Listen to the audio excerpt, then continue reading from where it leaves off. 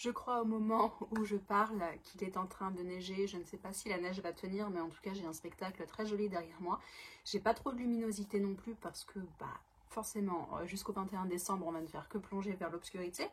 Mais enfin c'est un excellent moyen de remonter après et d'attendre le renouveau et l'arrivée du printemps. Jolie introduction pour aborder un sujet un peu plus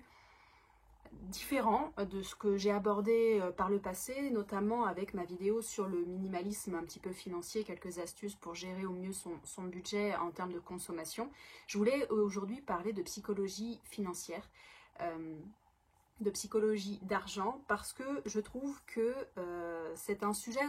qu'on n'évoque pas beaucoup en France, en tout cas si on ne suit pas des médias spécialisés, et qui s'avère très intéressant en termes de psychologie, de sociologie, en termes d'éducation et de ce qu'on peut voir autour de soi, surtout quand on traverse, on va dire, des cercles sociaux très différents de ceux qu'on a connus dans notre enfance ou dans notre jeune adolescence. Je voulais aborder cette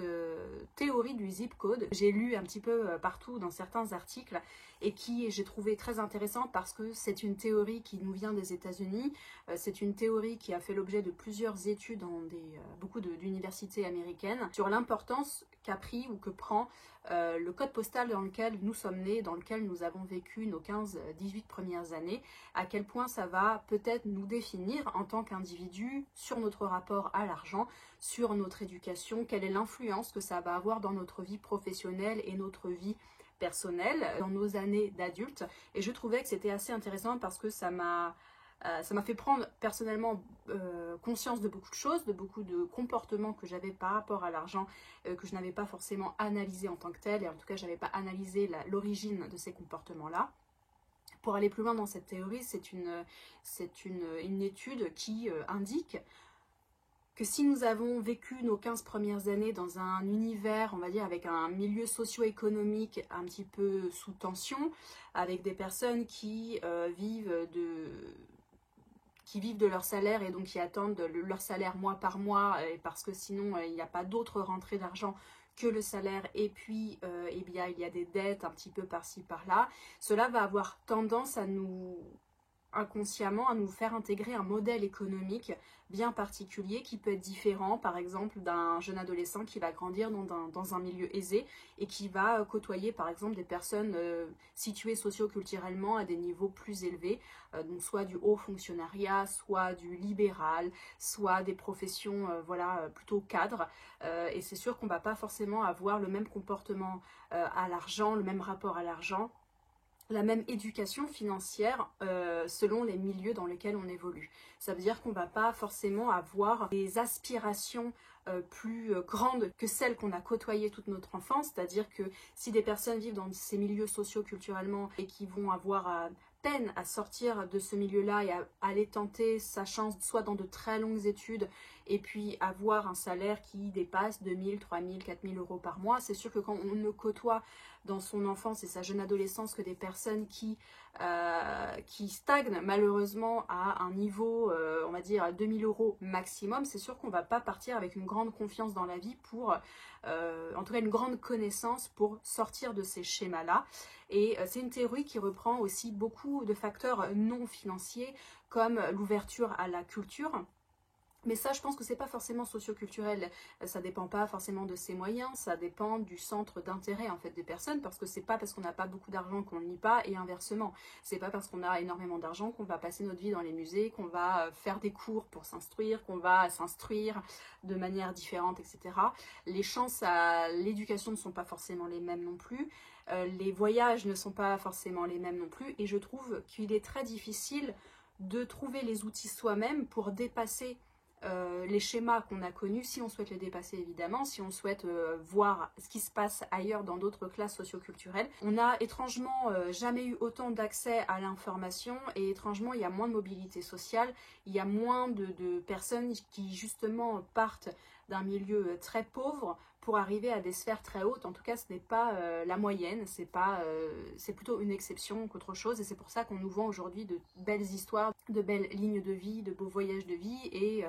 oui, il est très difficile, je trouve, de s'instruire individuellement quand on n'a pas eu cette éducation et encore moins une éducation financière. Il est très rare, je trouve, aujourd'hui parmi les gens que je rencontre, hein, quand on parle de certaines choses, de voir que les parents ont instruit leurs enfants au niveau financier, à part la fameuse règle qu'on connaît tous de mettre 10% de ce qu'on gagne en épargne, et quand c'est possible, parce que encore une fois c'est pas forcément le cas pour tout le monde, et je trouve que c'est déjà très compliqué à faire avec l'inflation, avec les salaires qui sont un peu tirés vers le bas, etc., le coût de la vie en général, mais ça ne va généralement pas au-delà de ça. On n'a pas forcément de discussion autour de l'argent avec ses enfants. Alors encore une fois, si vous avez eu ça, eh bien je trouve que c'est très bien, mais c'est pas forcément la règle. Et il existe aujourd'hui beaucoup de cours en ligne sur les différents livrets, les différents contrats d'assurance vie, les différents investissements qu'on peut faire en revenus passifs, comment gérer son budget. C'est forcément des cours qu'on n'a pas nous, des lignes classiques d'éducation. C'est pas quelque chose qui se fait de manière naturelle, je trouve, et c'est vraiment à partir d'un certain âge, quand on commence à gagner son salaire, etc., qu'on réfléchit nous-mêmes en fait à comment placer son argent, comment répartir son budget, comment tenir son budget, comment consommer par rapport à son budget. Et c'est vrai que c'est pas forcément évident, et je trouve que c'est quelque chose qui est un peu tabou, et c'est malheureux parce que cette fameuse théorie du zip code justement nous montre que si on ne vient pas d'un milieu éduqué financièrement, il est très difficile de ne pas reprendre les mêmes schémas familiaux. Moi j'ai travaillé de nombreuses années avec des personnes qui étaient en état de surendettement, alors professionnel mais aussi personnel, et c'est vrai que quand on arrive à ces extrêmes, qui sont quand même largement répandus malheureusement dans notre société, et on n'en parle pas beaucoup, mais les plans de surendettement professionnel et personnel, il y en a énormément, et je trouve qu'avant,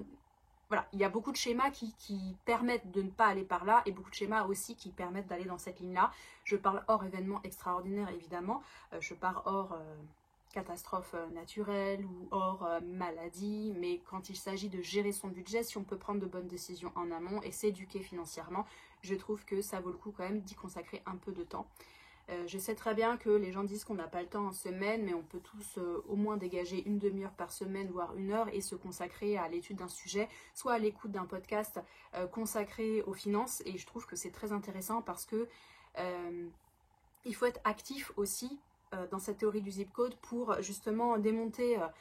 tous les a priori qu'on peut avoir sur les classes socio-économiques plutôt faibles. Et il faut beaucoup de courage et beaucoup d'abnégation et beaucoup de volonté pour s'instruire et aller lire des livres que personne ne lit, que personne ne conseille, que personne ne soutient mordicus, que c'est tout aussi important de s'éduquer financièrement que de s'éduquer dans la charge mentale, sur l'écoute de son corps,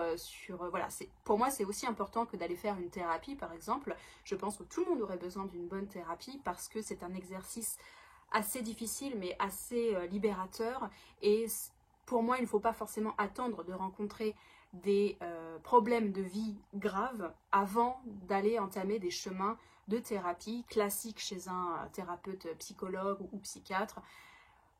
ou le MDR, mais en tout cas de commencer à prendre soin de l'entretien de son mental avant d'arriver à des extrêmes qui nécessitent une prise en charge médicale. Voilà, ça c'est ce que je pense, et c'est aussi tout aussi important de s'éduquer financièrement, et en tout cas d'aller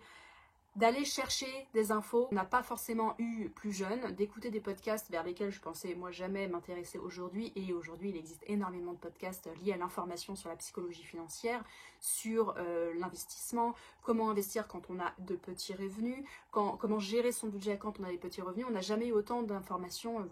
gratuites, que ce soit sur YouTube, sur Spotify, sur un article en ligne disponible gratuitement. Donc je voulais partager ça avec vous parce que c'est une chose dont je n'avais pas forcément pris conscience avant, que c'est une évidence quand on y pense, mais le milieu social dans lequel on évolue, la trajectoire de ses proches financières peut nous pousser vers l'avant ou nous tirer vers le bas, et il est très dur de se couper de certains schémas auxquels nous sommes habitués, et il est très difficile de ne pas penser de toute façon c'est comme ça pour tout le monde, moi ça va être la même chose. Je pense qu'il y a un autre possible ailleurs, comme un métaverse d'une personne un peu améliorée de ce que nous sommes, et je voulais défendre cette idée-là de ne pas végéter dans les connaissances que nous avons actuellement, et que de toute façon, moi je pense vraiment très fort que si on n'avance pas, soit on régresse, soit on stagne, et il faut toujours aller chercher de l'avant, que ce soit par l'information sur la culture générale en général, sur Voilà, actuellement j'écoute un podcast avec des épisodes vraiment très très courts de 6-7 minutes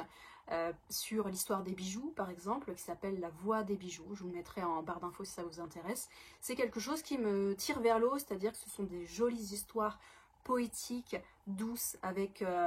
une voix qui nous conte l'histoire, qui nous conte le récit et qui nous ouvre des portes vers un imaginaire parfois très ancien. Et je trouve ça très intéressant parce que ça nous change de justement la cadence saccadée qu'on peut avoir sur les réseaux sociaux et qui nous stimule dans le mauvais sens du terme. Donc aller vers des podcasts très différents, qui nous éduquent sur certains sujets, qui nous sort un peu de notre ordinaire et qui nous plonge justement dans une prose poétique, pour moi c'est essentiel pour le calme de l'esprit, le calme numérique et aussi le calme financier, parce que finalement s'instruire c'est ne pas refaire nos erreurs aussi, et cette théorie du zip code elle est fondamentale dans la compréhension de ce que nous sommes, la compréhension de nos mécanismes financiers, nos réactions, et ça peut être également quelque chose qu'on peut lier à l'alimentation.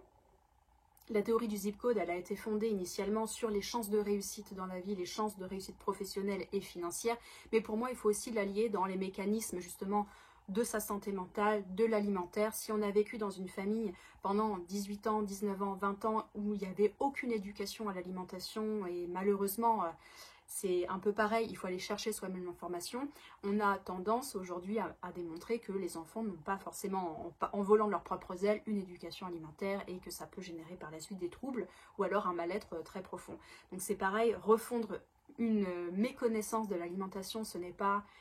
chose aisée, et c'est pour ça que cette théorie du zip code, elle doit nous forcer à nous instruire, à nous tirer vers le haut. Voilà ce que je voulais partager avec vous. Je vous mets le lien de différents podcasts qui seraient susceptibles de vous intéresser dans la barre d'infos, parce que pour moi c'est fondamental de lier ce que je dis avec des études, avec des choses un peu plus poussées et spécialisées là-dedans. Et puis en attendant, je vous dis à bientôt sous la neige pour de prochaines vidéos. Prenez soin de vous.